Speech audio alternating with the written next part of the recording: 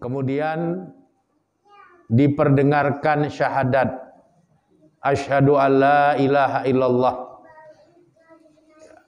aku bersaksi bahwa tidak ada Tuhan selain Allah, wa asyhadu anna Muhammadar Rasulullah, dan aku bersaksi bahwa Nabi Muhammad itu adalah Rasulullah. Kemudian diingatkan hayya 'alas shalah, bahwa ada kewajiban dia sebagai orang Islam untuk menegakkan sholat yang 5 waktu. Sholat 5 waktu yang ditegakkan di atas syahadatain, 2 kalimat syahadat yang merupakan pencerminan dari iman, ini akan membawa para hamba Allah yang Islam dan beriman itu kepada kemenangan yang termaktub di dalam kalimat hayya 'alal falah, marilah menuju kepada kemenangan. Kemudian kenapa diazankan di bagian telinga kanan dan diiqomati pada bagian telinga kiri?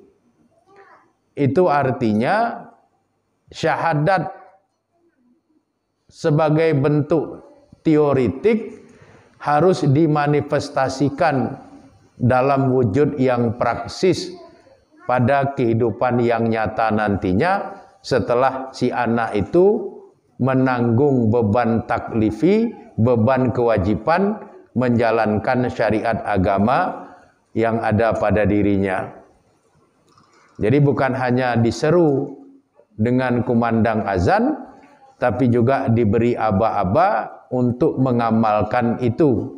Sebagaimana orang diseru untuk menegakkan sholat, kemudian diwujudkan sholat itu melalui iqamah yang diserukan oleh muazin. Jadi ini harus kita perhatikan, karena dalam ilmu jiwa, memori yang pertama kali masuk ke dalam ingatan si anak itu akan berlaku perennialis, keabadian ingatan dalam memori otaknya. Sehingga kalau yang dia dengar itu adalah kumandang azan, maka kumandang azan itulah yang akan tertanam kuat di dalam dirinya.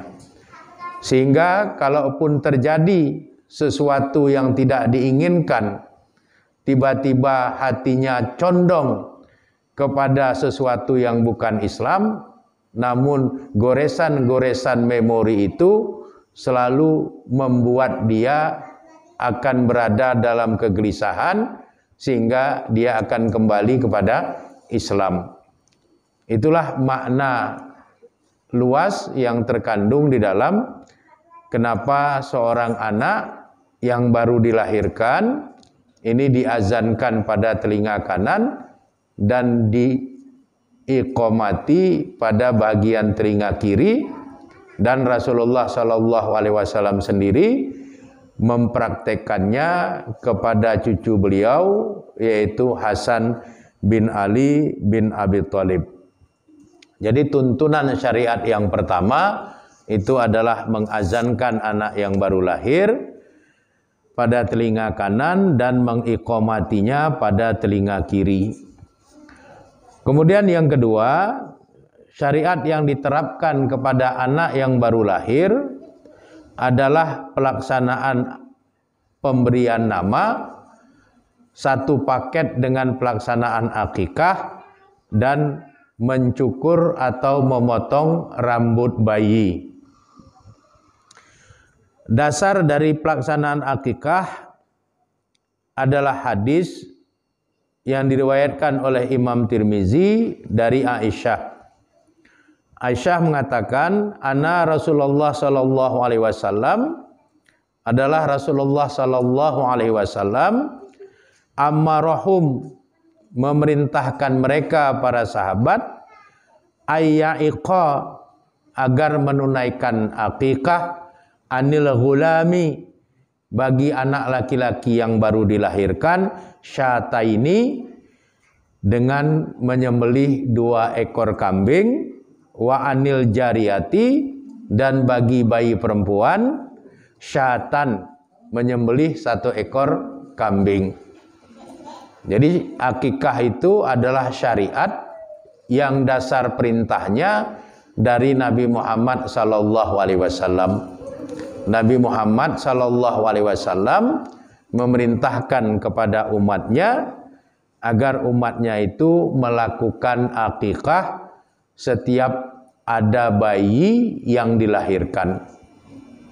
Kalau bayi itu laki-laki, maka yang disembelih 2 ekor kambing. Syataini. Kalau bayinya perempuan, al-jariyah, maka syatan, yang disembelih 1 ekor kambing. Tentunya ini bagi yang berkemampuan orang tuanya. Karena syariat akikah ini diperuntukkan bagi kedua ibu bapak atau bagi kakek dan neneknya. Kalau ayah ibunya tidak mampu, kakek neneknya mampu, maka kakek neneknya lah yang menyelenggarakan atas kemampuan yang dimiliki oleh sang kakek dan sang nenek tadi itu. Sebagaimana yang dipraktekkan oleh Nabi SAW terhadap Hasan dan Husain, cucu beliau. Di dalam hadis yang diriwayatkan oleh Imam Al-Bukhari dari sahabat Sulaiman bin Amir, Nabi bersabda, ma'al ghulami aqiqatu. Bersama dengan kelahiran bayi itu ada aqiqah. Fa'amriku anhu daman. Maka sembelihlah hewan untuk akikahnya. Wa amitu anhu al-aza, dan cukurlah bahagian rambutnya atau potonglah pada bagian rambutnya. Jadi akikah dengan mencukur atau memotong rambut itu satu paket. Dengan terlebih dahulu diawali dengan pemberian nama terhadap si bayi. Dalam mazahibul arba'ah, dalam pandangan imam mazhab yang 4, Imam Malik, Imam Syafi'i, Imam Ahmad, kemudian ada Imam Abu Thawr, akikah itu hukumnya sunat mu'akadah, sunat yang disangatkan. Itu dalam pandangan Malik, Syafi'i, dan Ahmad. Dalam pandangan Abu Hanifah, akikah itu tidak sunat dan juga bukan fardu, melainkan al-ibahah, sesuatu yang dibolehkan. Sedangkan menurut Ibnu Munzir, seorang tabi'in, Hasan al-Basri, seorang tabi'in, Buraidah, seorang sahabat, Abu Zinad, seorang tabi'in, dan sebagian kecil orang yang bermazhab Hambali mengatakan akikah itu hukumnya wajib. Jadi ada 3 pandangan. Pandangan yang pertama sunat muakkadah. Ini pandangan Imam Malik, Imam Syafi'i, dan Imam Ahmad serta Abu Thawr. Pandangan Imam Abu Hanifah tidak sunat, bukan pula fardu, tetapi al-ibahah, sesuatu yang dibolehkan. Menurut beberapa tabi'in dan sahabat, bahwa akikah itu hukumnya adalah wajib, seperti Ibnu Munzir, Hasan al-Basri, Buraidah, dan Abu Zinad. Kemudian di dalam hadis yang diriwayatkan oleh Imam Ahmad dari sahabat Samurah bin Jundub, Nabi bersabda, kullu ghulamin murtahanun bi aqiqatihi. Semua anak yang dilahirkan itu murtahanun, terikat, bi aqiqatihi, dengan akikahnya. Kalau kedua orang tuanya mampu atau kakek neneknya mampu. Tuzbahu yauma sabihi, yaitu menunaikan akikah dengan menyembelih hewan pada hari ke-7 kelahiran si bayi. wa yuhlaku diiringi dengan pencukuran rambut atau pemotongan rambutnya, wa yusamma dan pemberian nama atas si bayi itu. Jadi Nabi memberikan tuntunan agar akikah itu dilaksanakan pada hari ke-7 kelahiran si bayi. Ya.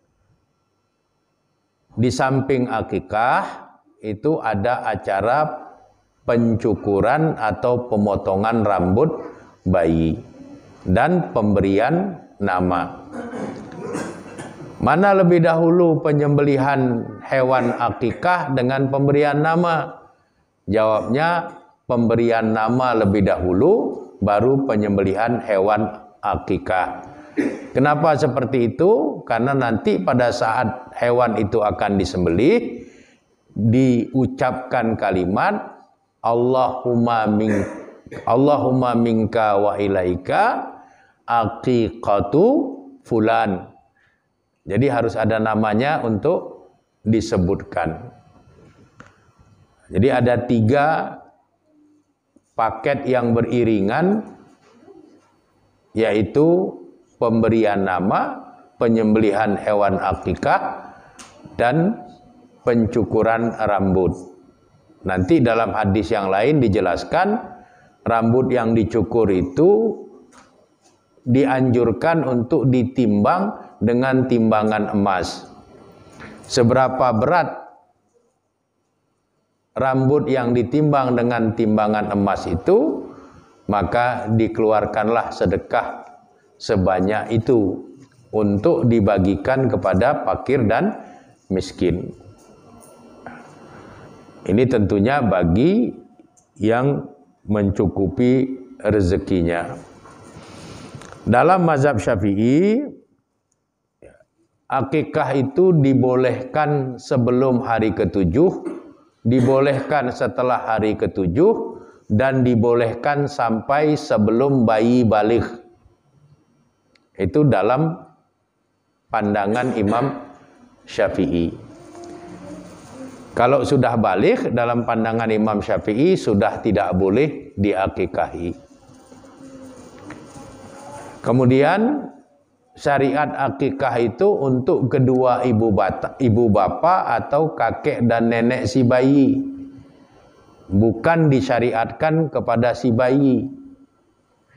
Ini yang harus dipahami. Jadi yang melakukan akikah itu adalah ayah ibunya atau kakek dan neneknya, seperti yang dipraktekkan Nabi terhadap kedua cucunya, yaitu Hasan dan Husain. Di dalam kitab Ashabus Sunan, yaitu Sunan Abu Dawud, Sunan Tirmizi, Sunan Nasai, dan Sunan Ibnu Majah, ada hadis dari sahabat Ummu Kurus Al-Ka'biyah yang menegaskan bahwa untuk anak laki-laki atau bayi laki-laki itu akikahnya adalah 2 ekor kambing atau 2 ekor kibas yang sepadan.